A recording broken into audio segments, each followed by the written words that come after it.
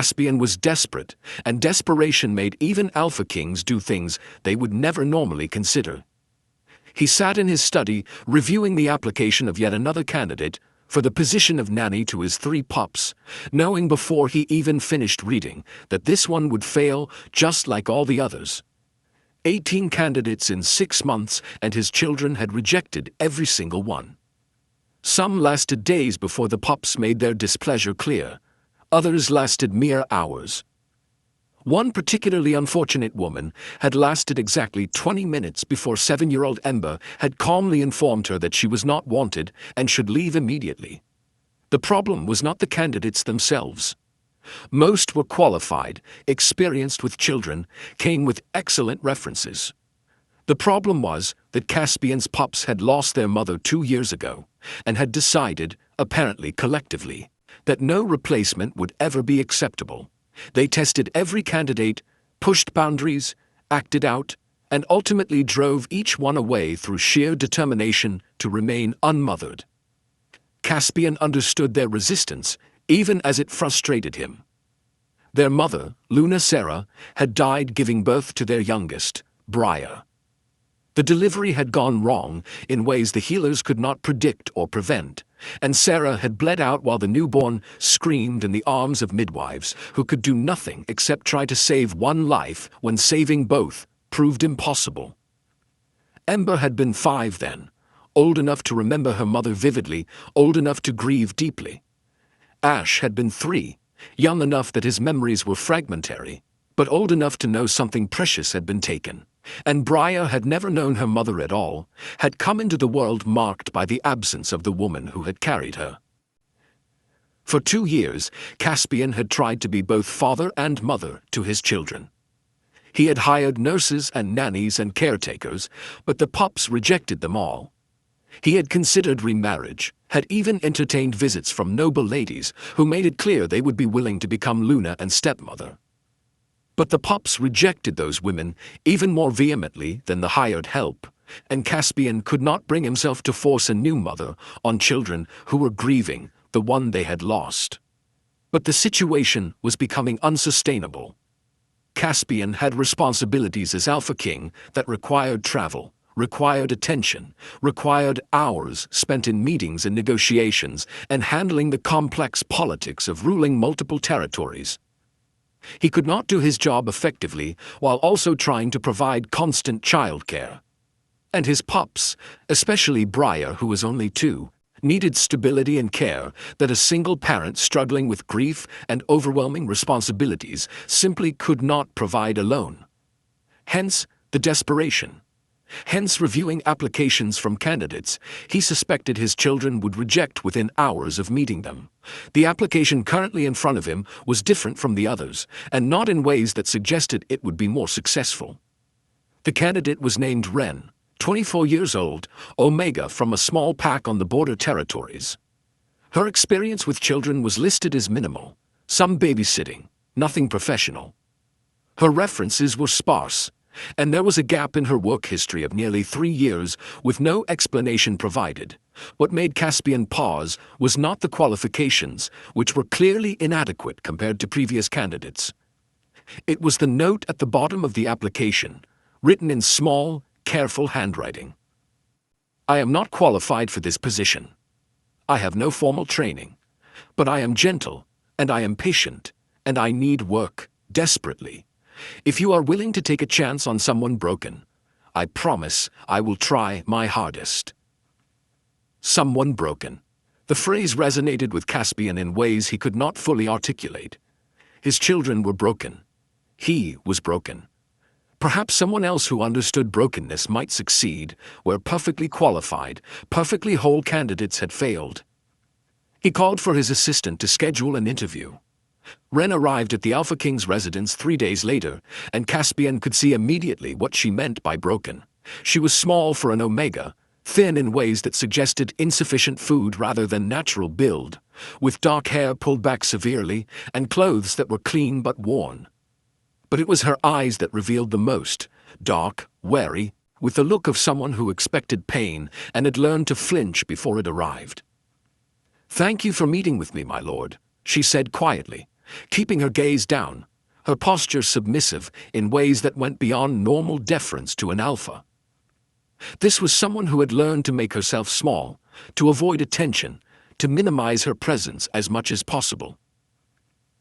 "Please sit," Caspian said, gesturing to the chair across from his desk.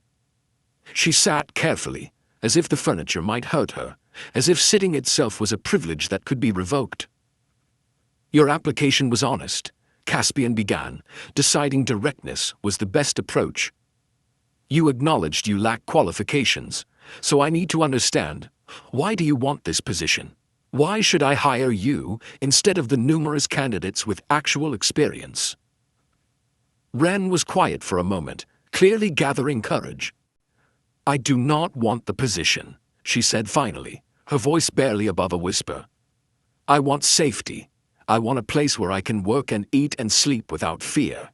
Your advertisement said the nanny would live in the residence, would be provided meals and quarters.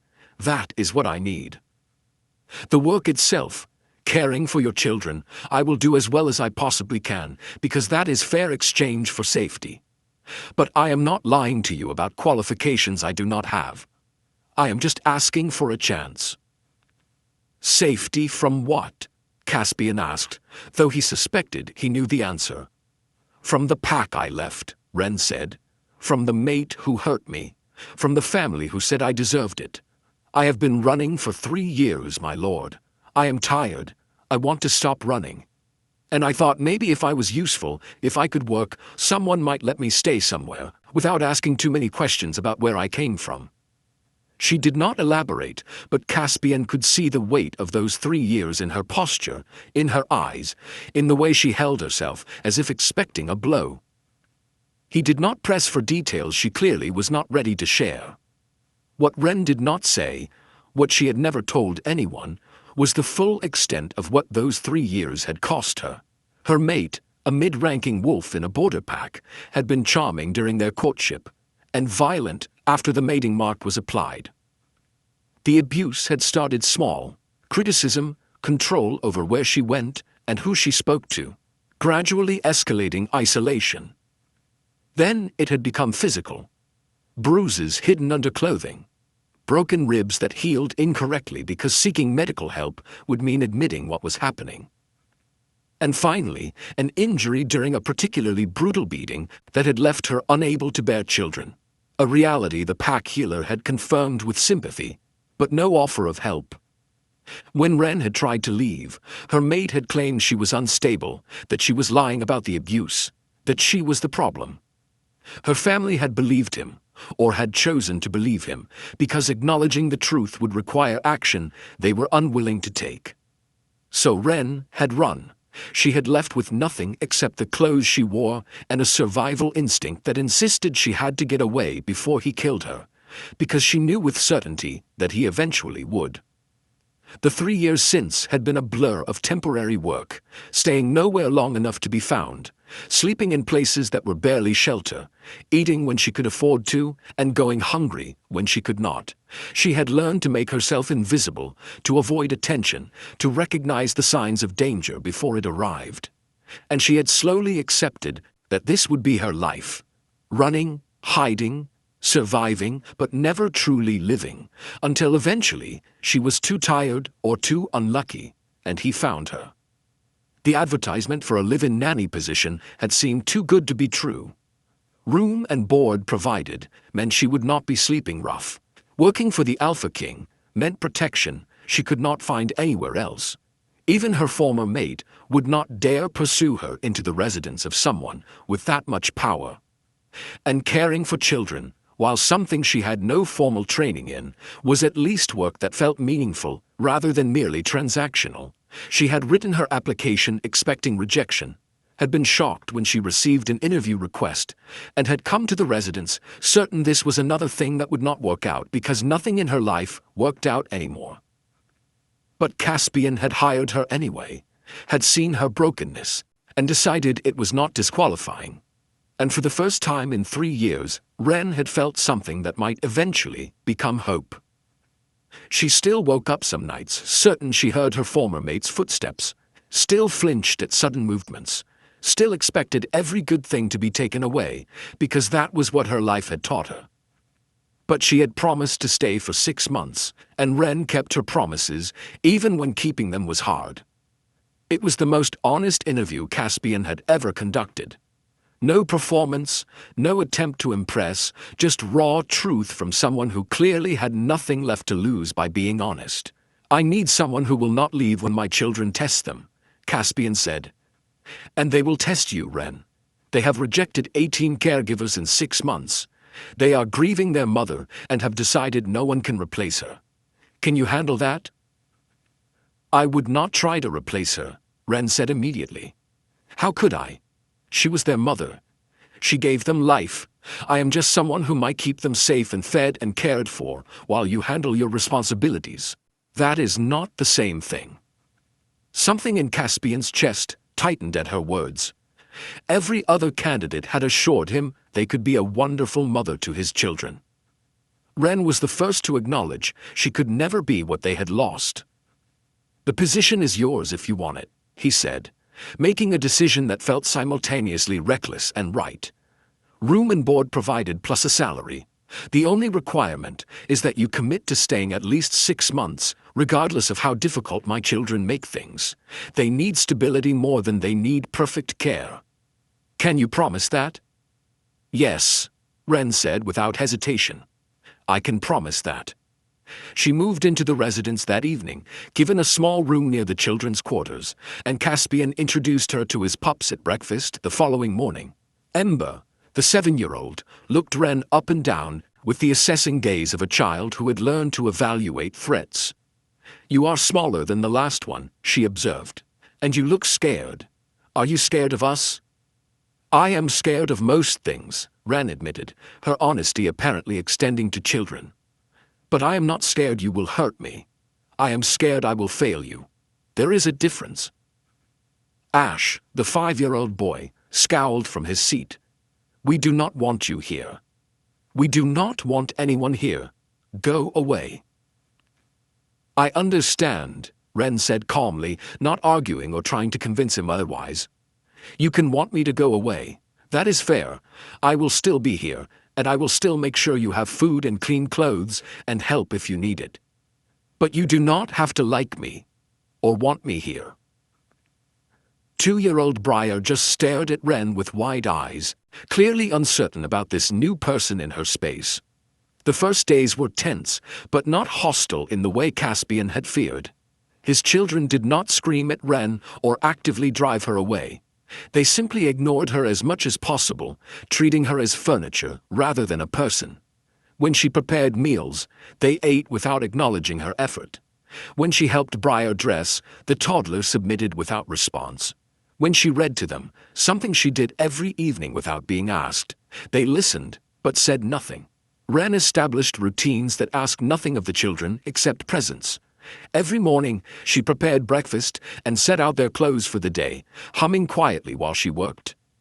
She never demanded they thank her or acknowledge her efforts. She simply provided care as reliably as sunrise, expecting nothing in return. Mornings became predictable in ways the pups had not experienced since their mother's death. Wren would wake before dawn, prepare oatmeal with honey the way Ember liked it, cut Ash's fruit into small pieces because he refused to eat anything too large, warm Brier's milk to exactly the right temperature. She learned their preferences through observation rather than asking, noting what they ate eagerly and what they pushed aside, adjusting meals accordingly without comment. Bath time, which previous caregivers had turned into battles of will, became simply something that happened. Wren would fill the tub, set out clean clothes, and then wait. If the children came immediately, fine. If they delayed, she waited patiently, without threatening or cajoling. Eventually, they always came, because Wren never punished the delay or made them feel bad about their resistance. Bedtime was when Wren's presence became most noticeable, though the children pretended otherwise. She would settle in the chair between Ember and Ash's rooms, where she could see Brier's crib through the open door, and read aloud from whatever book she had selected. Her voice was soft, soothing, the kind of sound that made resisting sleep difficult.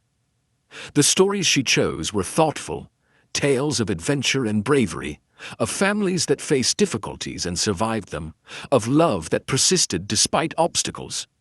She never chose stories about mothers dying or children being abandoned. She was careful about that in ways that showed she understood their wounds even if they never spoke of them. Some nights, Ember would inch closer to hear better, though she always maintained that she was too old for bedtime stories. Ash would go silent in his room, clearly listening even though he pretended not to care.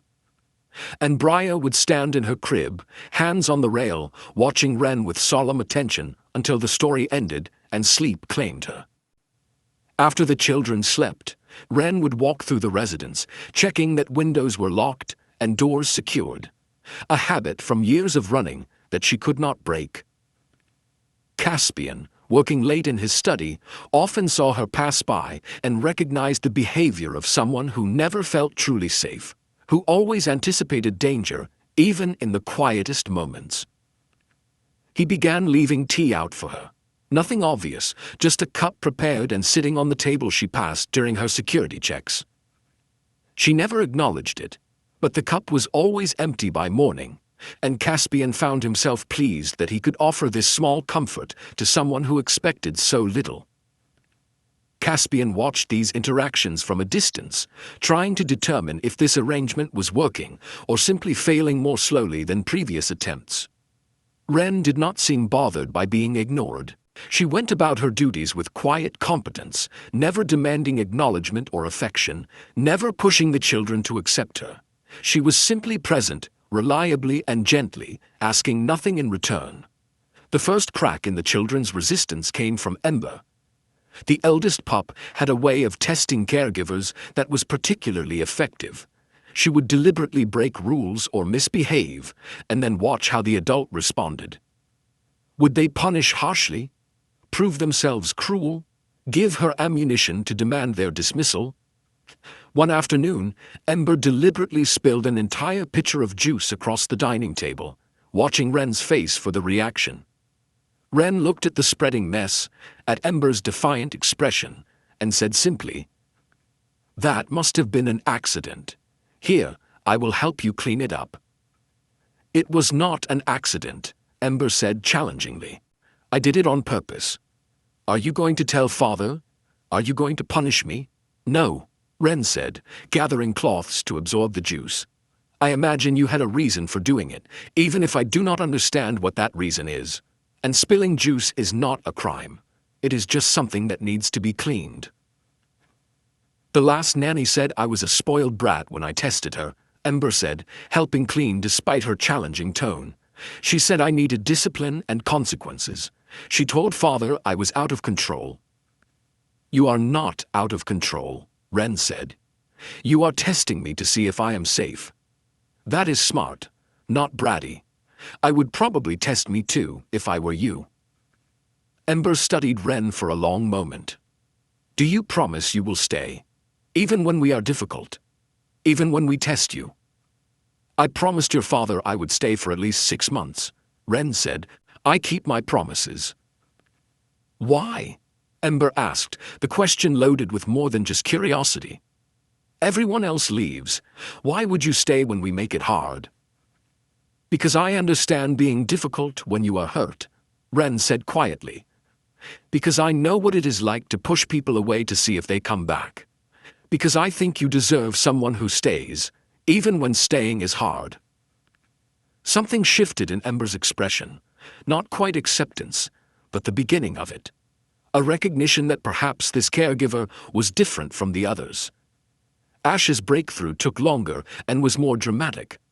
The 5-year-old was angry in ways that seemed disproportionate to his age, throwing tantrums that destroyed toys and furniture, screaming at anyone who tried to calm him. Previous caregivers had tried to discipline the anger away, to teach him that such behavior was unacceptable. Wren did neither. One evening, Ash threw a tantrum so violent that he knocked over a bookshelf, scattering books and breaking a lamp. Caspian heard the crash from his study and came running, expecting to find Wren hurt or the situation out of control. Instead, He found Ren sitting on the floor near Ash, not touching him, not trying to restrain him, just sitting quietly while the boy screamed and raged. "He is destroying the room," Caspian said, shocked that Ren was not intervening. "The room can be repaired," Ren said calmly. "He needs to get the anger out. It has been living inside him for too long, and it needs somewhere to go." Ash's tantrum eventually exhausted itself. The boy collapsed among the broken furniture, crying, his small body shaking with sobs that spoke of grief rather than mere anger. And Ren, moving slowly so as not to startle him, opened her arms in invitation without reaching for him. Ash crawled into her lap and cried harder, and Ren held him carefully, stroking his hair, murmuring words too quiet for Caspian to hear, but that seemed to comfort the grieving child. "I miss her," Ash sobbed. "I miss Mama. And I am angry she left. And I am angry Father could not save her. And I am angry at Brier, because Mama died making her. And I do not want to be angry anymore, but I do not know how to stop." "Being angry is okay," Ren said gently. "You are allowed to be angry. You are allowed to miss her. You are allowed to feel everything you are feeling. Those feelings do not make you bad. They make you someone who loved your mother very much and is very sad that she is gone." "Everyone else tells me to stop being angry," Ash said, his voice muffled against Ren's shoulder. "They say I need to behave better. They say I am too much." "You are not too much," Ren promised. "You are exactly right. And I will not leave just because you are angry. You can be angry around me as much as you need. I will stay." Caspian watched this exchange from the doorway, something in his chest cracking open. For 2 years, he had tried to fix his son's anger, to discipline it away, to teach him to control emotions that were too big for a 5-year-old to contain. Ren was the first person who had simply let Ash feel what he felt without judgment, who had recognized that the anger was grief and the grief was love that had nowhere to go. Brier's attachment to Ren developed more gradually, but perhaps most profoundly. The 2-year-old had never known her mother, had spent her entire short life being passed between caretakers who left before any real bond could form. She was a quiet child, too quiet, who cried rarely and clung to no one, as if she had learned that attachment led only to abandonment. But Ren was patient with her in ways that transcended normal caregiving. When Brier woke crying at night, Ren was there within seconds, lifting the toddler and walking her through the residence until she calmed. When Brier needed help with tasks she was still learning, Ren showed her repeatedly without frustration, celebrating small successes as if they were great achievements. When Brier was simply being a toddler, messy, demanding, difficult, Ren met it all with gentleness that never wavered. One morning, several weeks after Ren had started working for them, Brier toddled into the kitchen, where Ren was preparing breakfast, and raised her arms in the universal gesture of wanting to be picked up. Ren lifted her automatically, settling the child on her hip while she continued cooking with one hand. "Mama," Brier said, patting Ren's cheek. The word hung in the air, impossible and profound. Ren froze, clearly uncertain how to respond. And Caspian, who had entered the kitchen to retrieve his morning tea, felt tears burning his eyes for the first time since Sarah's funeral. "Oh, little one," Ren said softly, her voice thick with emotion. "I am not your mama. Your mama was beautiful and brave and loved you very much even though she could not stay with you. I am just Ren." "Mama," Brier insisted, as if the title was not about biology, but about the person who came when she cried, who held her gently, who made her feel safe. Caspian saw Ren's hands trembling as she held his youngest daughter, saw tears tracking down her face, saw her struggling with the weight of being called a name she had never expected to hear. And he understood, finally, why his children had chosen her when they had rejected everyone else. The other candidates had tried to be their mother, had performed maternalism as if it were a role to be filled. Ren had not tried to be anything except present and gentle and consistent. She had not tried to replace what they had lost. She had simply offered what she could, safety, patience, acceptance, and his children, so desperate for exactly those things, had recognized the difference between performance and authenticity. "You can call her Mama if you want, Brier," Caspian said, his voice rough with emotion he had kept controlled for too long. "I think that would be okay." Wren looked at him with panic. "I cannot, I should not, she should not call me that. It is not appropriate. I am just a caregiver, I am not." "You are the person she feels safe with," Caspian interrupted gently. "You are the person who comes when she cries and holds her until she stops.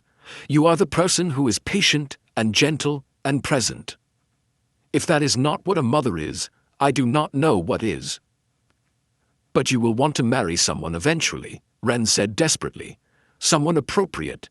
Someone who can be Luna and give you more children and be a proper mother to them." "I cannot be that person. I am broken. I cannot have children of my own. I am just temporary until you find someone better." "I felt the mate bond," Caspian admitted, the truth he had been avoiding for weeks finally spoken aloud.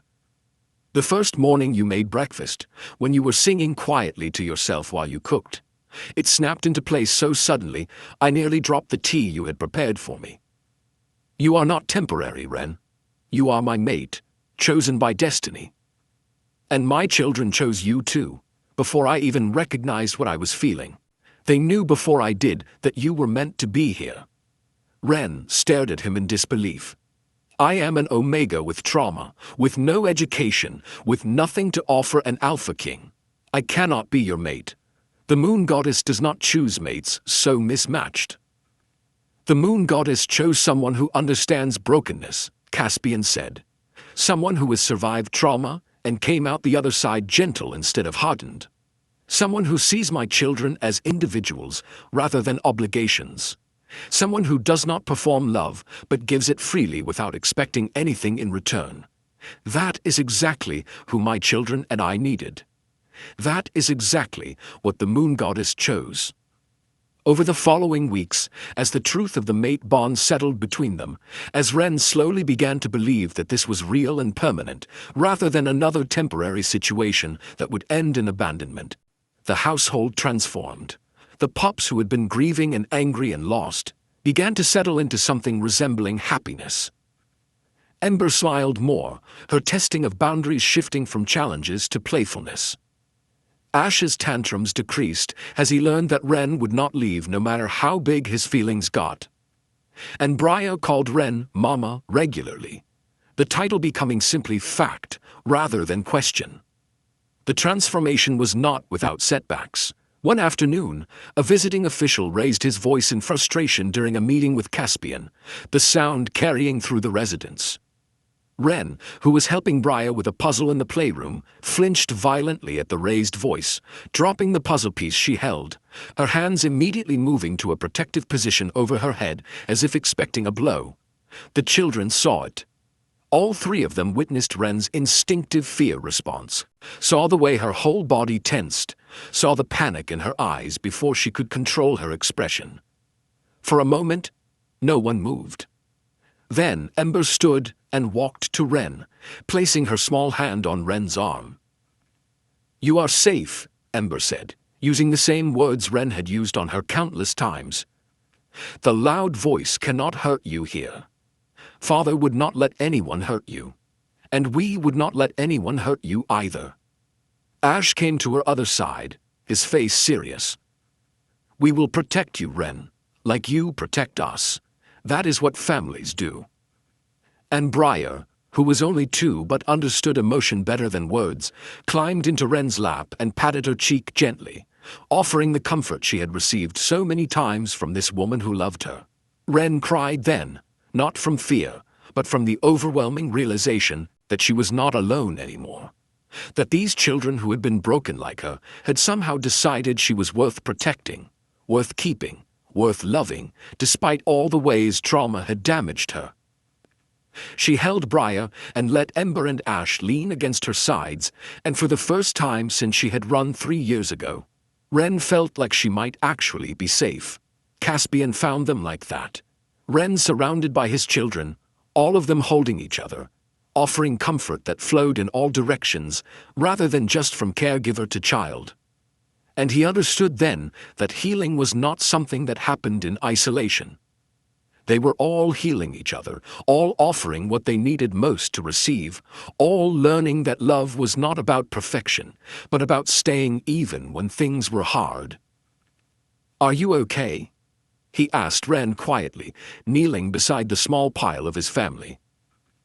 "I am more than okay," Ren said, her voice thick with emotion. "I am home." But there was one final test that came not from the pups, but from the nobles who had been waiting for Caspian to choose a new Luna. Lady Cordelia, who had been pursuing Caspian for months with barely concealed ambition, arrived at the residence unannounced one afternoon, clearly intending to present herself as the appropriate choice for Luna. She found Ren in the garden with the pups, all four of them covered in dirt from planting flowers, laughing at something Ash had said. "This is the woman you hired as caregiver?" Cordelia asked Caspian, her tone making it clear what she thought of Ren's appearance. "She looks barely better than a servant. And you let your children get filthy playing in dirt? That is unacceptable." "We are planting Mama's favorite flowers," Ember said, moving to stand protectively in front of Ren. "Our real Mama, the one who died. Ren said we should grow something beautiful to remember her by. That is not unacceptable. That is love." "Ren is not your mother," Cordelia said dismissively. "She is hired help. You should not call her that." "She is our Mama," Brier said firmly, with the certainty only a toddler can project. "She stays, she loves us. That makes her Mama." "Do not be ridiculous," Cordelia said, reaching to pull Brier away from Ren as if to physically demonstrate the inappropriateness of their attachment. Ash bit her. Actually sank his 5-year-old teeth into her hand hard enough to make her scream and release his sister. "Do not touch her. Do not touch any of us. You do not get to decide who our mother is. We decided. We chose Ren. And if you do not like it, you can leave." Caspian, who had been watching this exchange with growing clarity, stepped forward. "Lady Cordelia, I think it is time for you to go. As my son said, we have chosen. Ren is my mate and these children's mother. That is not negotiable or subject to outside approval." "You cannot be serious," Cordelia said, still clutching her bitten hand. "She is an Omega with trauma. She has nothing. She is nothing. How can she possibly be Luna?" "She is someone who loves my children without condition," Caspian said firmly. "She is someone who has survived horrible things and remained gentle. She is someone my children chose before I even understood why. And she is my mate, chosen by the moon goddess. That is worth more than any title or status or political connection you could offer." Cordelia left, and the nobles who had been waiting for Caspian to choose someone appropriate learned that he already had. The broken Omega who had applied for a nanny position had become Luna not through ambition or social climbing, but through the simple act of loving 3 grieving children with authenticity they had recognized immediately. The formal mating ceremony was small, witnessed primarily by the pups who had made this possible. When Caspian marked Ren as his mate, when the bond sealed fully and permanently, Ember and Ash and Brier stood beside them and cheered. They had chosen her first, had recognized what their father had taken longer to see, that the person they needed was not the one who performed motherhood perfectly, but the one who loved them imperfectly but genuinely.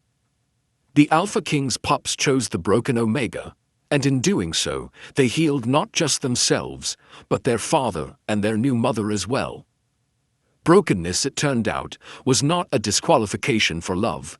Sometimes it was exactly what made love possible, because only those who understood pain could truly appreciate the gift of gentleness, the power of staying, the miracle of being chosen despite and because of all the ways you had been damaged. What did you think of the pups choosing Ren? Have you ever been chosen by someone when you thought you had nothing to offer? Drop your thoughts in the comments. And if you love this story of the broken Omega who became a mother through love rather than biology, hit subscribe and join our pack. New stories drop every week, celebrating wolves who heal through being needed, alpha kings who recognize authentic love, and children whose hearts know the truth before adults figure it out. Remember, being broken does not make you unworthy of love. Sometimes it makes you exactly the right person to love someone else who is broken. Did you want part 2? Let me know in the comments.